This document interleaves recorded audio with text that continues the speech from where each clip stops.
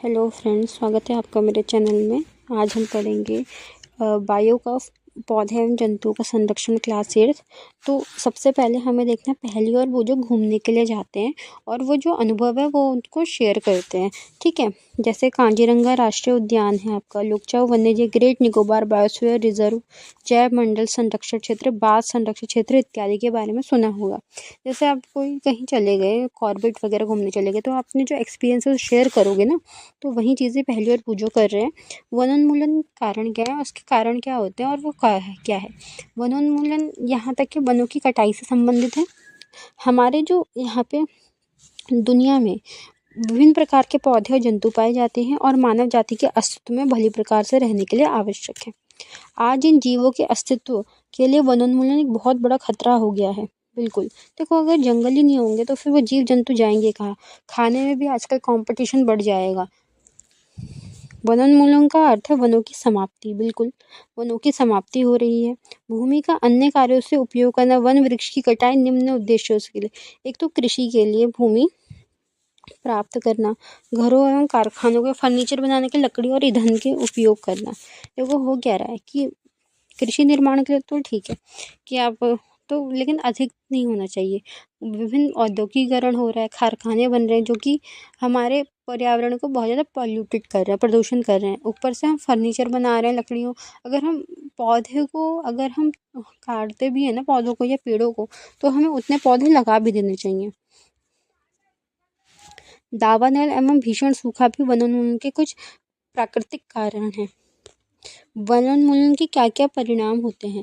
पहले एवं बोझों ने वनोन्मूलन के परिणाम याद करने का प्रयास किया। उन्होंने स्मरण किया कि वनोन्मूलन से पृथ्वी का ताप एवं प्रदूषण के स्तर में वृद्धि हो रही है। इससे वायुमंडल में कार्बन डाइऑक्साइड का स्तर बढ़ता है। भौम जल का स्तर यानी कि भूमि का जो जल है उसका निम्नीकरण हो रहा है। उन्हें पता है कि वनोन्मूलन की प्राकृतिक संतुलन भी प्रभावित होता है। प्रोफेसर अहमद ने उन्हें बताया था कि याद वृक्षों का इसी प्रकार से अनवरत कटाई चलती रही तो वर्षा एवं भूमि की उर्वरता में कमी आ जाएगी। इसके अतिरिक्त बाढ़ तथा सूखे जैसी प्राकृतिक आपदाओं का सामना करना पड़ेगा और इसकी संभावनाएं भी बढ़ जाएंगी। याद कीजिए, प्रकाश संश्लेषण की क्रिया में पौधों का भोजन बनाने के लिए कार्बन डाइऑक्साइड की आवश्यकता होती है। कम वृक्षों का अर्थ है कार्बन डाइऑक्साइड का उपयोग की कमी, जिससे वायुमंडल में इतनी मात्रा बढ़ जाएगी कि क्योंकि कार्बन डाइऑक्साइड पृथ्वी द्वारा उत्सर्जित ऊष्मीय विकिरणों का प्रग्रहण कर लेती है, अथवा इनकी मात्रा में वृद्धि परिणाम स्वरूप विश्व उष्ण होता है। पृथ्वी के ताप में वृद्धि का जल चक्र संतुलन बिगड़ता है, वर्षा की दर में कमी आती है, जिसके कारण सूखा पड़ता है। अब यहाँ पे मैं एक चित्र बना के दिखाना चाहूँगी आपको, ताकि आपको समझ आए। सबसे पहले जस्ट अ सेकेंड, येलो ले लेते हैं, ठीक है। और एक ले लेते हैं आपकी पृथ्वी, ये है पृथ्वी, ओके।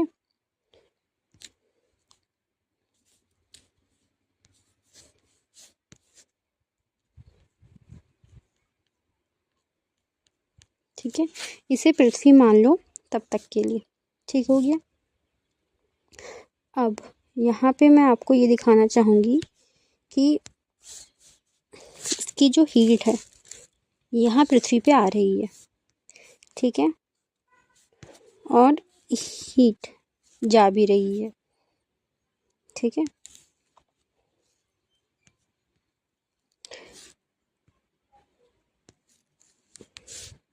देखो ये जो सूरज है ना,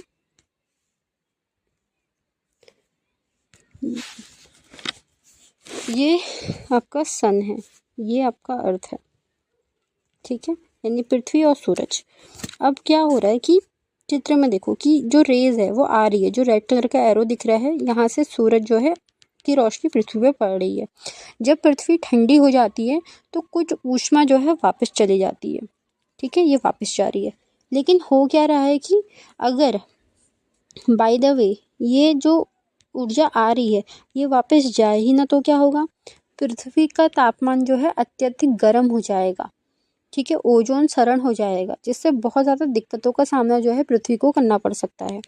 अब ये चीज़ें हो गई। अब ये हो क्या रहा है कि जो बची हुई ऊष्मा जो उसको जाना चाहिए था, ठीक है, वो जा नहीं पा रही है। अगर वो जा नहीं पा रही है तो पृथ्वी क्या हो जाएगी, बहुत ज़्यादा गर्म हो जाएगी, तापमान इसका इतना गर्म हो जाएगा।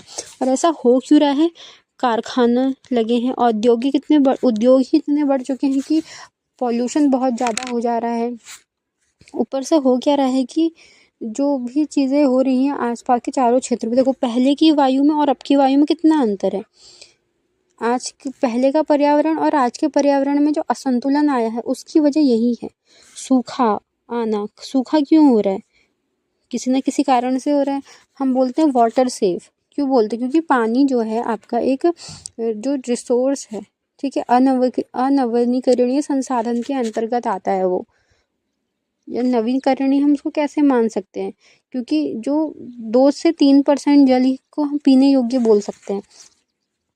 तो सूखा भी नहीं करना चाहिए हमको, ठीक है। मृदा के गुणों में परिवर्तन आ रहा है, हम इतने उर्वरक यूज़ कर ले रहे हैं, फर्टिलाइजर्स यूज़ कर रहे हैं आर्टिफिशियल, की मिट्टी की जो उपजाऊता वो बहुत ख़त्म होती जा रही है। तो इसे एक स्टार मार्क लगा देना, ठीक है। मैं स्टार ले लेती हूँ जहाँ जहाँ इम्पोर्टेंट है, ठीक है। ये देखो, ये बहुत इंपॉर्टेंट पॉइंट है।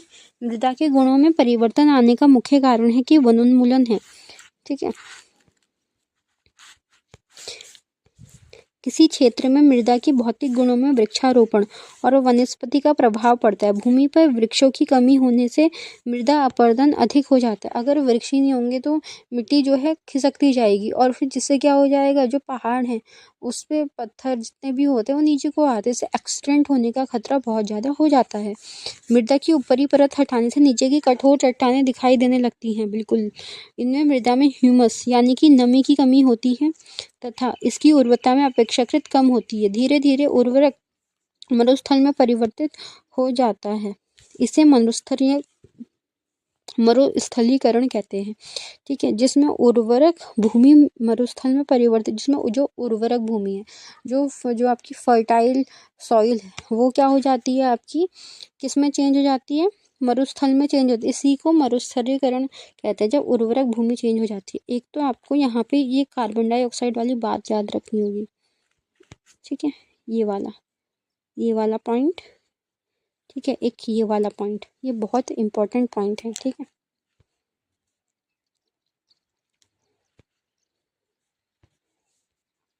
ठीक हो गया, चलिए। अब वनोन्मूलन से मृदा की जल धारणा क्षमता तथा भूमि की ऊपरी सतह जल के नीचे की ओर अंतःस्रवण पर विपरीत प्रभाव पड़ता है, जिसके परिणाम स्वरूप बाढ़ आती है। देखो, बाढ़ आने का कारण क्या है, जो वनोन्मूलन यानी कि अगर वन कटाई होगी तो जो सॉइल है, जो मिट्टी है, उसमें जल धारण करने की क्षमता कम हो जाएगी। अब जब जल धारण करने से तो ऊपरी सतह में जल के नीचे अंतःस्रवण पर विपरीत प्रभाव पड़ेगा, यानी कि जो जड़ें हैं मिट्टी की वो कमजोर होने लग जाएंगी। बाढ़ का जो स्तर है वो बढ़ने लग जाएगा। अब पेड़ ही नहीं होंगे तो स्वाभाविक सी है, उनको रोकेगा कौन, ठीक है। मृदा के अन्य गुण जैसे पोषक तत्व, गठन इत्यादि वनोन्मूलन के कारण प्रभावित होते हैं। अनेक उत्पादन प्राप्त होते हैं। इन उत्पादनों की सूची बनाएं। यदि हम वृक्षों को निरंतर काटते रहेंगे तो उत्पादनों की कमी का सामना करना पड़ेगा। वन एवं वन्य प्राणियों का संरक्षण। वनोन्मूलन के प्रभाव जानने के पश्चात पहली एवं वो चिंतित हैं प्रोफेसर अहमद के पास, उन्होंने पूछा कि वन और वन्य प्राणियों को किस प्रकार बचाया जा सकता है।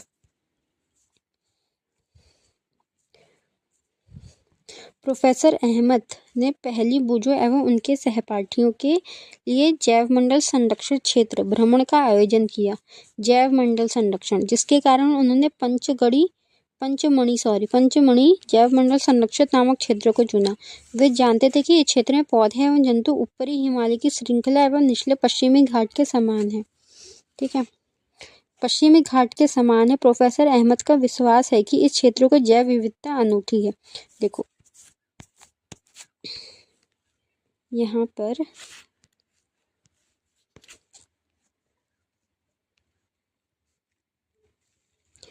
ये भारत का मैप जिस तरीके से बन रहा है, जैसा भी है मान लो, ठीक है।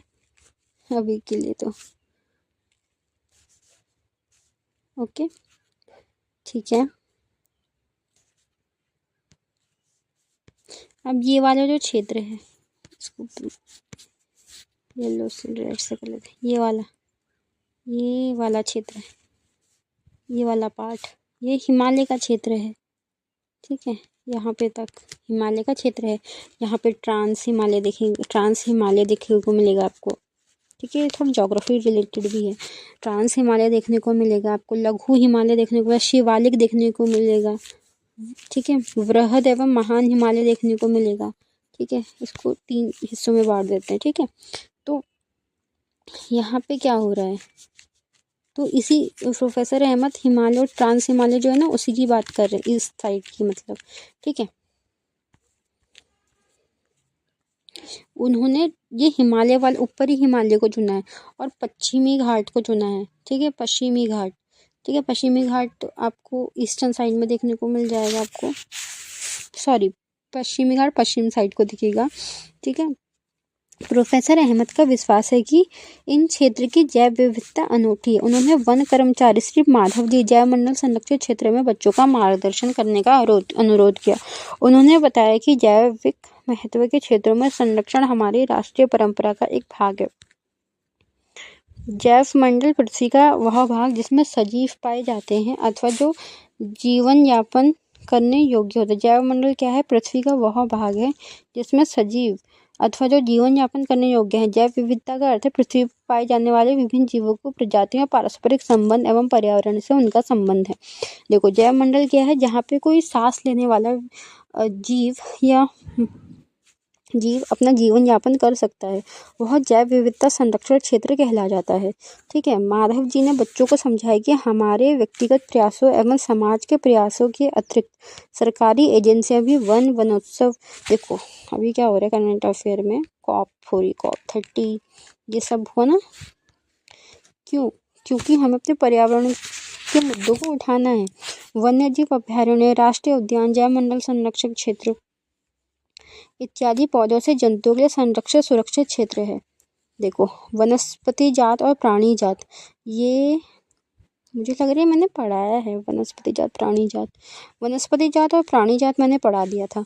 उसके आवासों के संरक्षण हेतु संरक्षित क्षेत्र चिन्हित किए गए थे, जिन्हें वन्यजीव अभ्यारण्य, राष्ट्रीय उद्यान, देखो वनस्पति जहाँ पे वनस्पति हैं, प्राणी जहाँ प्राणी हैं, उनके जो आवास है, उनके जो घर है, उसका संरक्षण हेतु संरक्षित क्षेत्र को चिन्हित कर देना, यानी वहाँ कुछ मार्क बनाना, जिन्हें वन्यजीव अभ्यारण्य, राष्ट्रीय उद्यान क्या है, वन्यजीव अभ्यारण्य, राष्ट्रीय उद्यान, जैव मंडल आरक्षित क्षेत्र कहते हैं।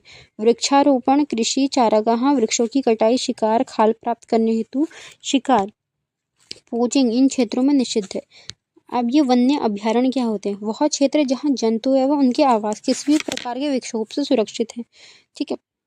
वन्य जीव अभ्यारण्य क्या है, वन्य जीव अभ्यारण्य वह अभ्यारण्य होते हैं जहाँ जंतु एवं उनके आवास किसी भी प्रकार के विक्षोभ से सुरक्षित हैं, ठीक है। जंतुओं का घर है जहाँ पे कोई भी हलचल हम नहीं कर सकते।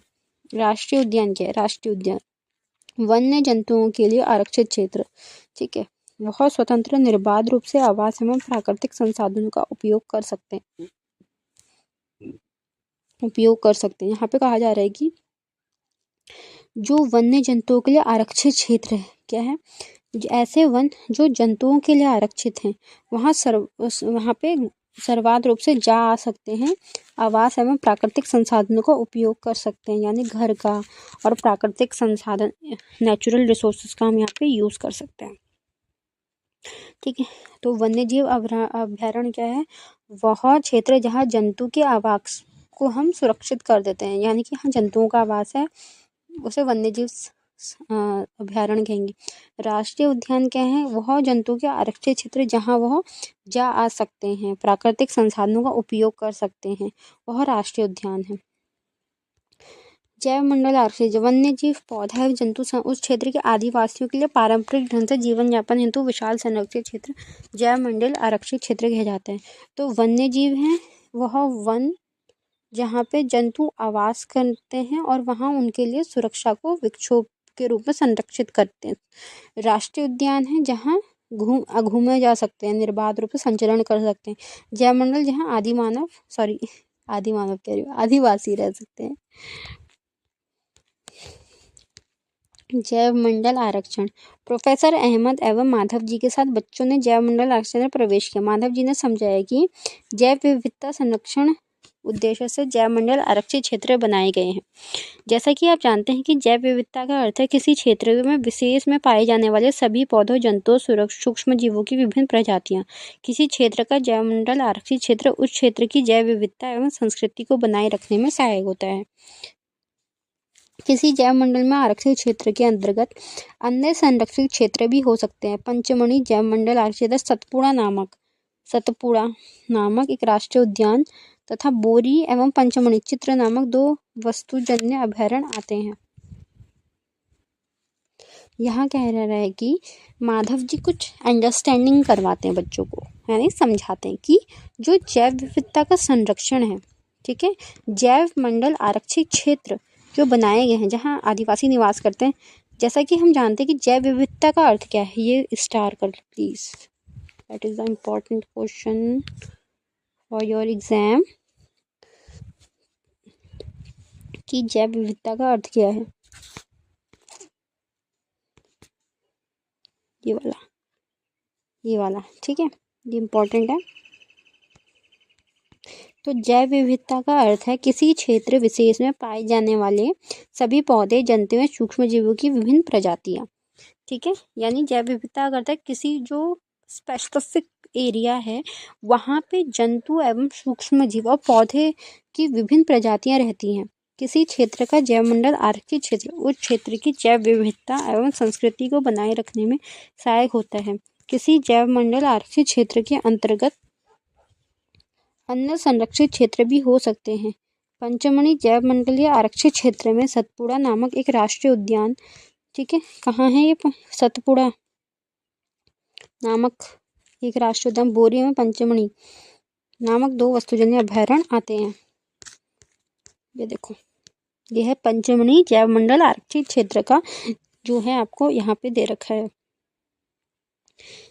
ठीक है। ये देखो पंचमढ़ी जैव मंडल आरक्षित क्षेत्र, ये है बोरी अभयारण्य, ठीक है।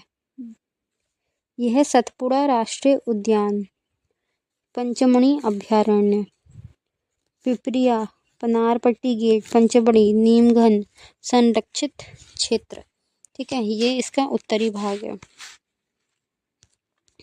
ये बोरी अभयारण्य याद रखना। इससे कुछ यहाँ पे फिर दूसरे में सतपुड़ा राष्ट्रीय उद्यान, फिर है पंचमढ़ी अभयारण्य, पहले अभयारण्य फिर ये उद्यान, फिर बोरी अभयारण्य है। पहले याद कर लो बोरी अभयारण्य, फिर सतपुड़ा अभयारण्य, सतपुड़ा राष्ट्रीय उद्यान, पहला है बोरी अभयारण्य, सतपुड़ा राष्ट्रीय उद्यान और नेक्स्ट है पंचमढ़ी अभयारण्य। अब नेक्स्ट हम पढ़ेंगे पेड़ पौधे एवं जीव जंतु। बच्चों ने भ्रमण करते समय जैव मंडल आरक्षित क्षेत्र की हरियाली संपदा की प्रशंसा करी। वे लंबे लंबे सागौन के वृक्षों के वन्य प्राणियों को देखकर प्रसन्न थे। पहली ने अचानक एक खरगोश देखा, यानी कि रैबिट।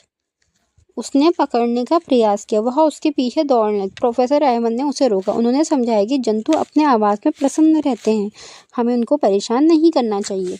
माधव जी ने समझाया कि कुछ जंतु एवं पौधे क्षेत्र विशेष में पाए जाते हैं, किसी विशेष क्षेत्र में पाए जाते हैं। पेड़ पौधे क्षेत्र वनस्पति जात एवं प्राणी जात कहलाते हैं। देखो, प्रोफेसर अहमद ने एक बात समझाई कि जो पहली खरगोश पकड़ी, उन्होंने कहा कि जो पशु हैं, पक्षी हैं, ये अपने आवास में प्रसन्न रहते हैं, इनको परेशान करना हमें नहीं चाहिए। ठीक हो गया, ये बात तो समझ आ गई। ओके,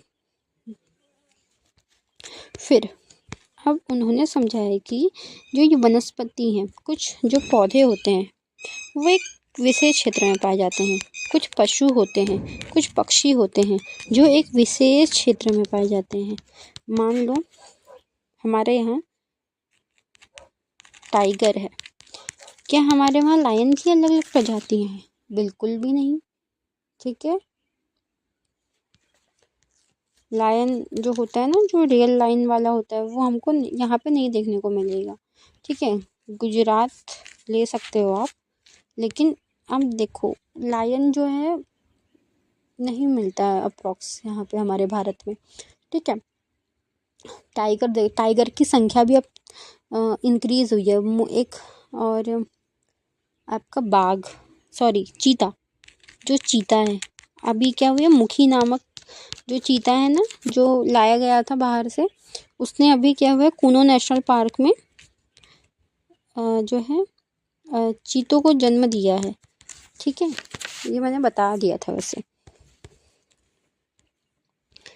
ये देखो, जंगली कुत्ता है पहले वाले में, बी में है चितल, सी में है भेड़िया, डी में है तेंदुआ, और फर्न का पौधा, और ये जामुन का पेड़। विशेष क्षेत्र प्रजाति, बच्चों ने शीघ्र ही शांतिपूर्वक गहरे वन में प्रविष्ट हो गए। बच्चे एक विशालकाय गिलहरी को देखकर अचंभित रह गए। इस गिलहरी को एक लंबी फरार मूंछ है। वे इसके विशेष विषय में जानने के लिए बहुत उत्सुक थे। माधव जी ने बताया कि इसे विशाल गिलहरी कहते हैं और यह यहाँ की विशेष क्षेत्र स्पीसीज है। पौधों एवं जंतुओं की स्पीसीज जो किसी विशेष है, इसको मार्क कर लो, वही मार्क कर देते हैं। मार्क यहाँ स्टार लगा दो, ये लो। ठीक है, देखो, पौधे एवं जंतुओं की वह स्पीसीज जो किसी विशेष क्षेत्र में विशिष्ट रूप में पाए जाते हैं, विशेष क्षेत्र की स्पीसीज कहलाते हैं। यानी वो जो स्पीसीज है वो उसी क्षेत्र में पाई जा रही है, अन्य किसी क्षेत्र में नहीं पाई जा रही है। ठीक है,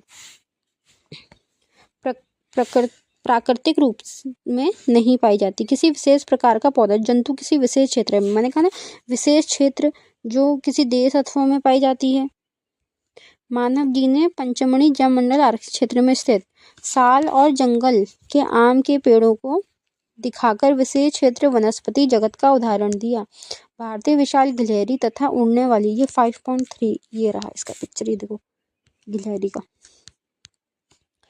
ठीक है, इस क्षेत्र विशेष क्षेत्र में प्राणी, प्रोफेसर अहमद ने बताया कि इनके आवास में नष्ट होने की बढ़ती हुई जनसंख्या एवं नई स्पीसीज के प्रवेश से विशेष क्षेत्र स्पीसीज के प्राकृतिक आवास पर प्रभाव पड़ सकता है। इसके अस्तित्व को भी खतरा हो सकता है। यह है जंगली आम। वन्य प्राणी अभयारण्य, शीघ्र ही पहली ने एक बोर्ड देखा जिस पर लिखा हुआ था पंचमढ़ी वन्य प्राणी अभयारण्य। प्रोफेसर अहमद ने बताया कि आरक्षित वनों की तरह ही कुछ ऐसे क्षेत्र हैं जहां वन्य प्राणी जंतु सुरक्षित एवं संरक्षित रहते हैं। इन्हें वन्य प्राणी अभयारण्य कहते हैं। देखो, प्रोफेसर अहमद कह रहे हैं कुछ जो आरक्षित वन है के तहत सुरक्षित ऐसे क्षेत्र हैं जहां वन्य प्राणी जंतु सुरक्षित एवं संरक्षित रहते हैं। ठीक है, यानी वहां पे जो जंतु हैं वह संरक्षित रहेंगे, सुरक्षित रहेंगे। इन्हें वन्य प्राणी अभयारण्य कहते हैं। क्वेश्चन आ सकता है, तो इसको भी स्टार मार्क लगाओ, ये। ठीक है, यहाँ पे कहा जा रहा है कि वन्य अभयारण्य किसे कहते हैं। वन्य अभयारण्य हमें उस क्षेत्र को कहते हैं जहाँ पे कुछ वन्य प्राणी जंतु संरक्षित रहते हैं। माधव जी पुनः बताते हैं, अभयारण्य वह स्थान है जहाँ प्राणी एवं जंतुओं को मारना या शिकार करना वर्जित है, मना है, और पकड़ना पूर्णतः निषिद्ध एवं दंडनीय अपराध है। कुछ महत्वपूर्ण संगठन वन्य जंतु जैसे काले हिरण, श्वेत आंखों वाले हिरण, सुनहरी बिल्ली, गुलाबी सिर वाला बत्तख, घड़ियाल, कच्छ मगरमच्छ, अजगर, गेंडा इत्यादि हमारे वन्य प्राणी अभयारण्यों से सुरक्षित एवं संरक्षित है। भारतीय अभयारण्यों में अनूठे दृश्य भूमि, बड़े समतल वन, पहाड़ी वन तथा बड़ी नदियों में के डेल्टा के झाड़ी भूमि अथवा बुशलैंड है। यह अफसोस की बात है कि संरक्षित वन जो जीवों के लिए सुरक्षित नहीं है, क्योंकि उसके आसपास के क्षेत्रों में रहने वाले लोग वनों का अतिक्रमण करने और नष्ट कर देते हैं।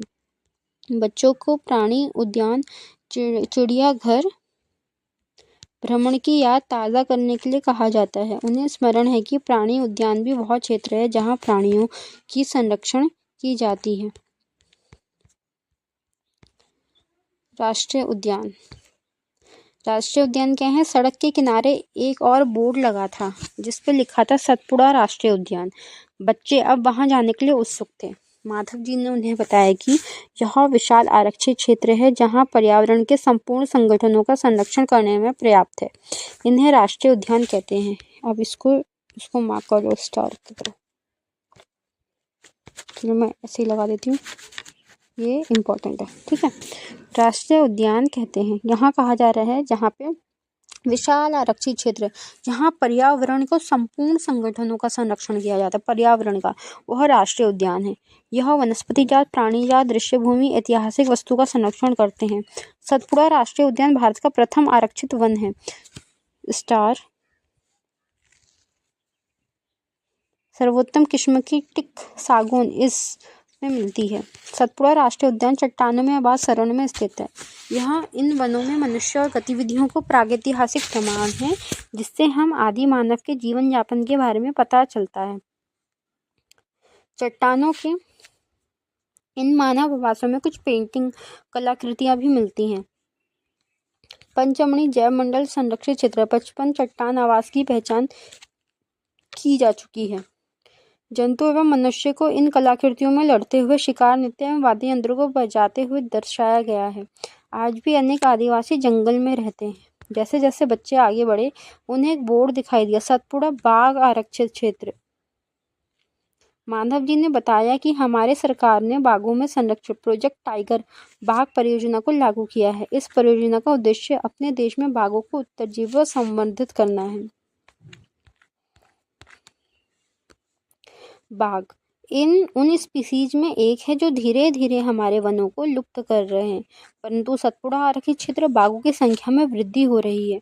अतः यह संरक्षण का अनूठा उदाहरण है।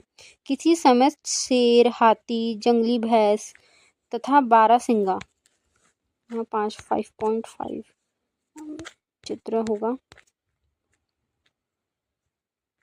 ये रहा, यह है बाघ, यह है जंगली भैंस और यह है बारहसिंगा।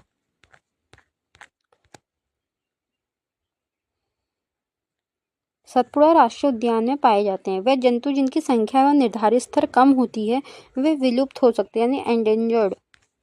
संकटापन्न जंतु कहा जाता है। बोझों ने डायनासोर के विषय में याद दिलाया गया कि लाखों वर्ष पूर्व विलुप्त हो चुके कुछ जीवों को प्राकृतिक आवास में व्यवधान होने से उनके अस्तित्व में खतरा पैदा हो गया है। प्रोफेसर अहमद ने बताया कि पौधों और जंतुओं के संरक्षण के उद्देश्य से सभी राष्ट्रीय उद्यानों के कड़े नियम लागू किए जाते हैं। मानव गतिविधियों जैसे चराना, अवैध शिकार, जानवरों को पकड़ना, मारना, जलावन, पौधे की लकड़ियां, औषधीय पौधे को एकत्र करना स्वीकार नहीं है।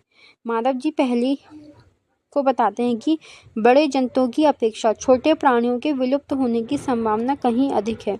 अक्सर हम सांप, मेंढक, छिपकली, चमगादड़ तथा उल्लू इत्यादि को निर्दयता से मार डालते हैं और पारितंत्र में उनके महत्व के विषय में सोचते भी नहीं हैं।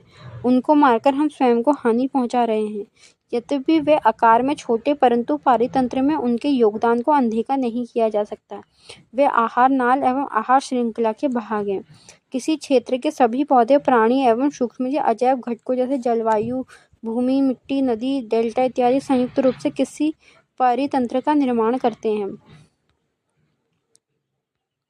यहाँ पे कहा जा रहा है कि माधव जी ने कुछ बताया, क्या बताया कि बड़े जंतु के अपेक्षा छोटे प्राणी जल्दी गायब हो जाते हैं, विलुप्त हो जाते हैं।